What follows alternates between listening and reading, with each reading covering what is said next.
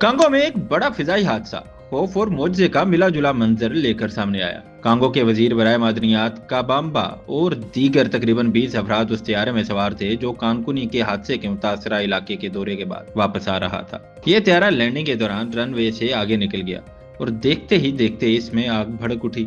सूरत हाल इंतहाई संगीन थी, मगर हैरान कुन तौर पर किसी किस्म की जानी नुकसान की इतला नहीं मिली।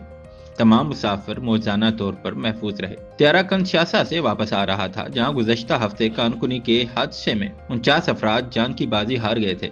वजीर कामबाबा जाए हादसा के दौरे के बाद टीम के हमरा वापस लौट रहे थे कि ये खौफनाक वाकया पेश आया। इमरजेंसी टीमों ने बर वक्त कार्रवाई करते हुए आग पर काबू पा लिया और मुसाफिरों को बाहिफाजत निकाल लिया। कांगो हुकूमत ने वाकये की जामे तहकीकात का हुक्म दे दिया है।